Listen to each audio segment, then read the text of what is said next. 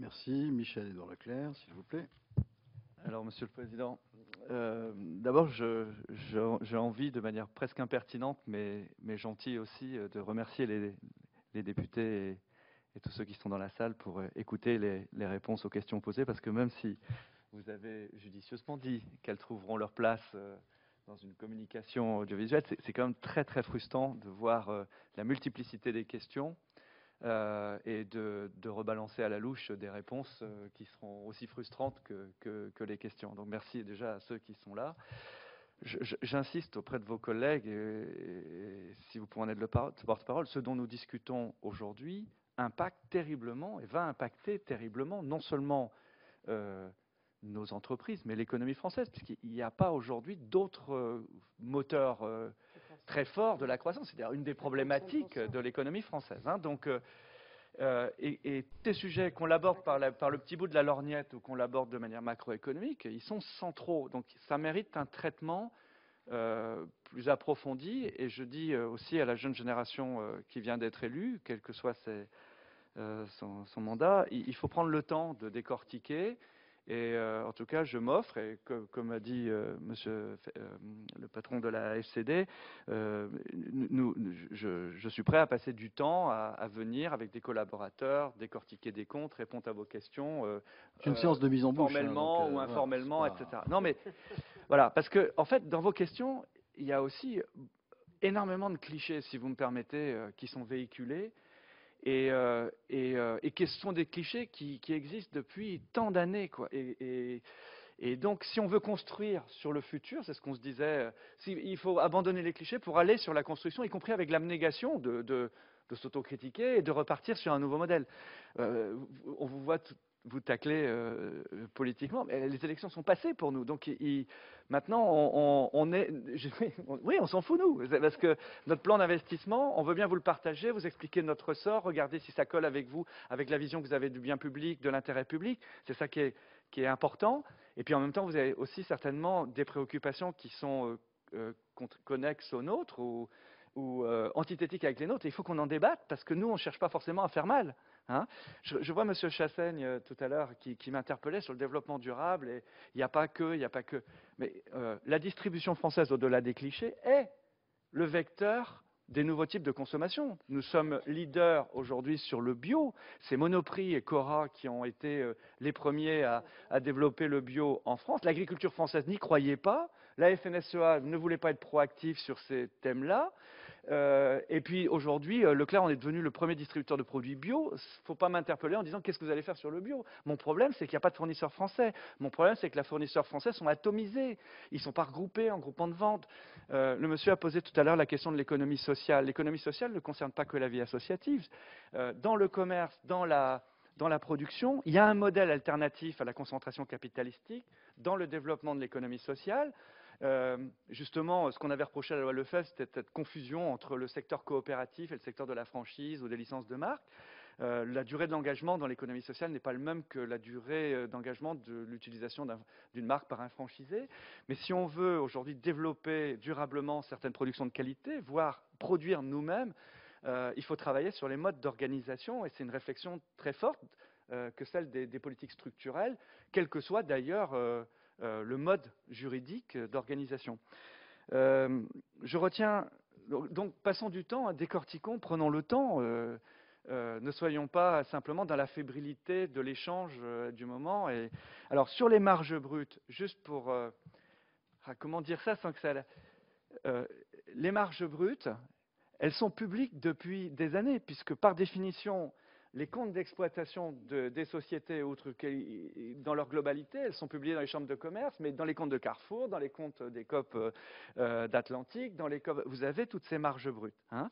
Ce qui n'existait pas, et c'est ce qui faisait polémique, c'était justement la publication de comptes analytiques, qui sont du ressort de la gestion d'entreprise, et le législateur, comme la puissance publique, dans la polémique avec les producteurs et recherchant où était passée la marge, nous ont demandé des comptes analytiques sur des rayons de produits frais, qui eux ne font pas l'objet de communication, puisqu'ils sont très sectorisés, très segmentés.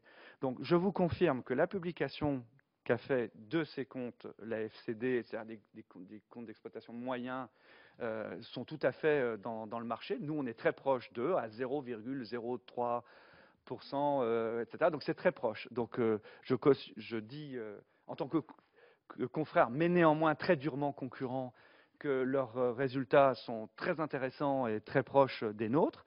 Vous m'interpelliez, je crois que c'est vous, madame, dont j'ai retenu le prénom, qui est Frédéric, je crois, vous m'interpelliez sur pourquoi nous, on ne l'a pas publié. Parce qu'en en fait, on avait pensé, nous, c'était une forme d'élégance, que c'était à M. Chalmin de les publier, et puisque ces comptes sont demandés par la commission Chalmin à chaque distributeur et nous participons à des groupes de travail. La FCD a joué perso, c'est sa communication. C'est peut-être pas forcément mal joué d'ailleurs. Regardez, il en rougit de plaisir. Mais c'est l'explication toute simple du pourquoi on ne l'a pas communiqué. D'accord? Bon. L'autre sujet, alors, s'il vous plaît, je pense qu'il faut aller sur les sujets. Vous, législateurs, il faut que vous. Bon, il y a plein de questions que vous avez posées. Je ne vous renvoie pas méchamment, mais toutes nos revues professionnelles ont aussi des réponses à beaucoup de questions que vous vous posez sur les marges brutes, sur leurs organisations, l'avenir du e-commerce. Vous vous rendez compte, en 2 minutes, on va pas. Nous, ça fait débat depuis 3 ans chez nous sur le degré d'investissement dans le e-commerce, etc. On y va. Hein. En 2015, mon groupe l'enseigne Leclerc sera la première enseigne française en part de marché. Elle sera multicanale. On va tout déployer les ailes, mais je ne sais pas ce qui va marcher le plus. On va probablement se servir plus d'Internet pour faire venir le client. Là où on va investir plus en conseil, en service, et là où on va rénover l'offre aussi, en gros, si ça vous fait un axe stratégique, mais nos concurrents aussi sont dans une réflexion qui est sans doute aussi pertinente, et on va voir qui va le faire. La question clé pour le législateur aujourd'hui, parce qu'elle est récurrente dans toutes les questions, c'est il faut arrêter de mettre le curseur sur le consommateur et le remettre sur le producteur. Je vous ai dit tout à l'heure que c'est un vieux débat, en fait. Hein, on l'appelle différemment. Mais ça, c'est aujourd'hui, depuis le discours du président de la République aussi, qui le dit très fortement. Et puis derrière, tout le jeu des lobbies agricoles, agroalimentaires français, c'est de dire ça. Alors sachez d'abord une chose.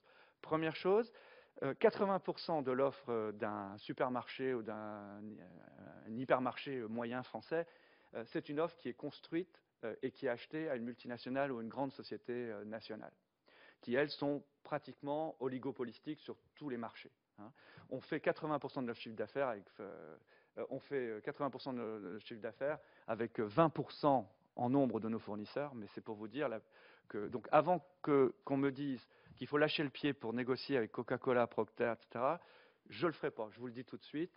La survie de mon entreprise, sa performance passe par le maintien de ce cap sur le prix bas et la négociation tarifaire que vous avez encadrée, que je fasse bien, pas bien, je suis condamné, ok, mais le cadre juridique, il a 2 ans. Laissons-le un peu fonctionner. Évidemment, on a violé un petit peu tout le monde en mettant fin à la loi Galan, mais je vous rappelle pour les plus jeunes que la loi précédente, c'était le fournisseur qui nous fixait le seuil théoriquement de revente à perte et qui secrétait les fameuses marches arrière que vous avez tous dénoncées. Alors avant de les reconstruire, ce que voudrait Jean-René Buisson de l'ANIA, ce que voudraient beaucoup d'autres industriels derrière, regardons d'abord si pour les grandes masses, il y a vraiment problème. Après, c'est vrai que c'est plus dur d'être industriel que d'être distributeur dans une situation de crise, surtout quand on est producteur ou industriel sur monoproduits, etc. Donc l'idée d'aider, ne serait-ce qu'en phase de conjoncture, un groupe de producteurs, j'en conçois tout à fait la nécessité, d'accord ? Et l'intention ne suffit pas. Je suis d'accord que j'aimerais avoir les emplois, enfin, les emplois font nos achats, mais donc il faut regarder qu'est-ce qu'on peut faire. Ce qu'on nous dit, c'est apprenez à payer plus cher les fournisseurs français. Alors, d'abord, posez-vous la question, qui paye plus cher que la distribution française, ces fournisseurs français? Personne. Je vous rappelle qu'il y a 3-4 ans, l'UFC Que Choisir, tout le monde faisait le procès justement à nos enseignes d'être trop cher par rapport à la moyenne du panier européen. En fait, aujourd'hui, qu'est-ce qui fait que aujourd'hui nous achetons, nous distributeurs français, ça souffre peut-être d'analyses différentes par enseigne, mais globalement, nous achetons beaucoup plus cher que le marché européen à nos industriels français. Le concurrent de l'agriculteur breton sur le porc, sur le lait, ou de l'agriculteur vendéen, ce n'est pas le grand distributeur, c'est l'agriculteur allemand, c'est l'agriculteur hollandais, c'est le producteur belge. Et c'est ça la zone de concurrence.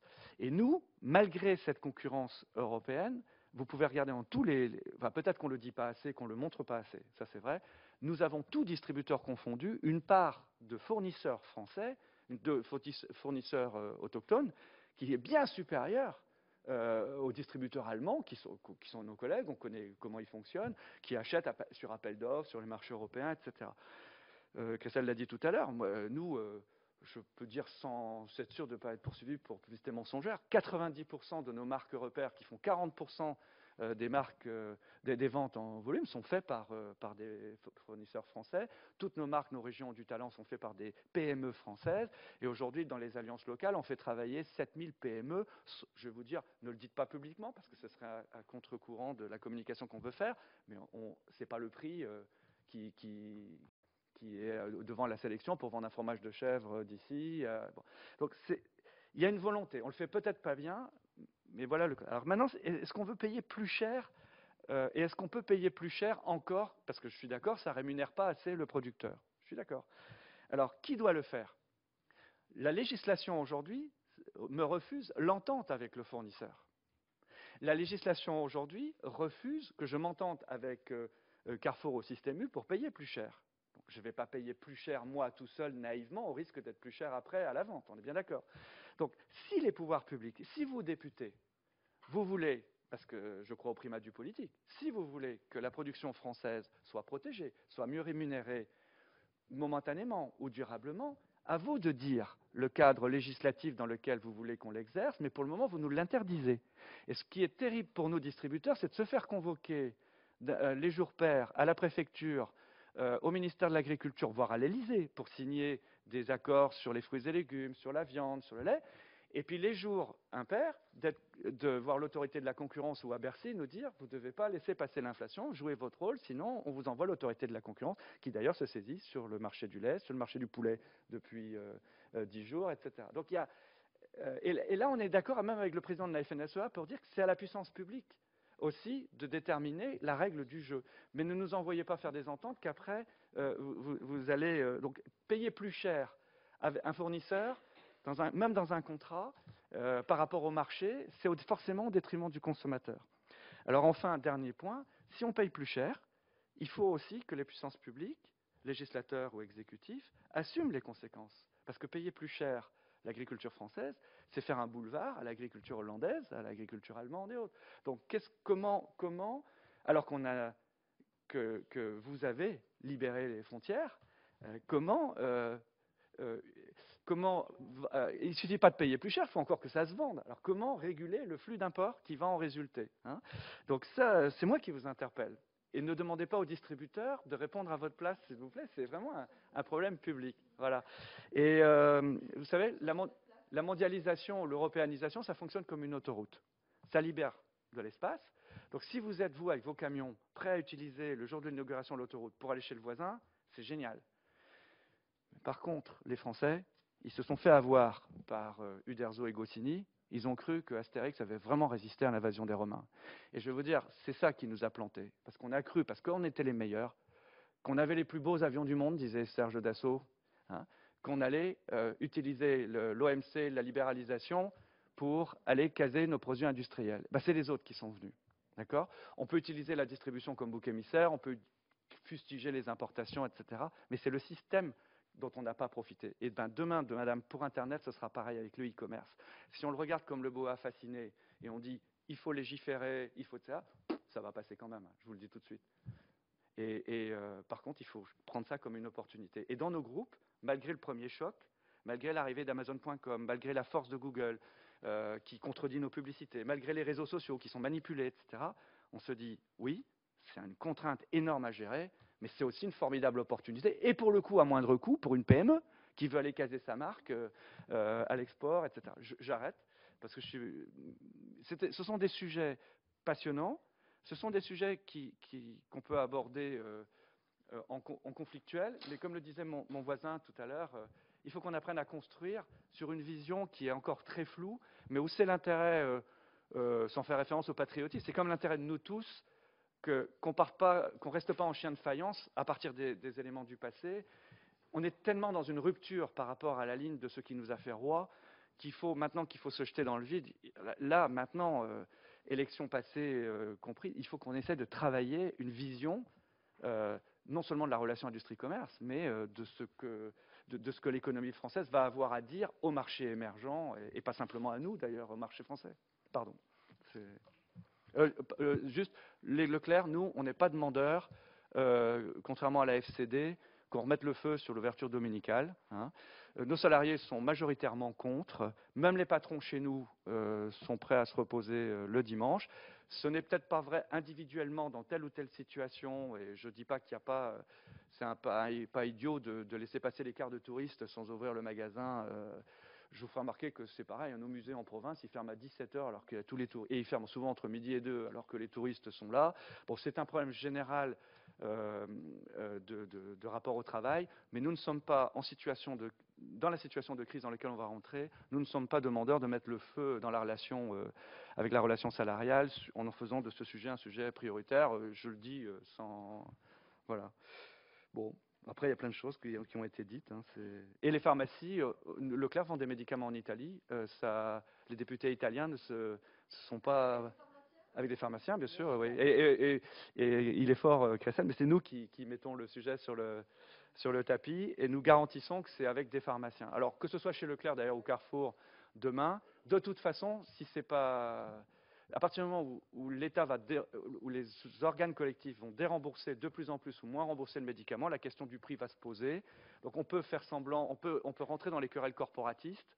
À mon avis, ça ne résout rien. Mais le consommateur, lui, va payer 2 fois, double peine. Il est plus remboursé et en plus il paye. Et s'il paye au prix du système actuel, il va payer cher. Je ne dis pas que pour la dispensation du médicament en France est mal faite, elle est très bien faite.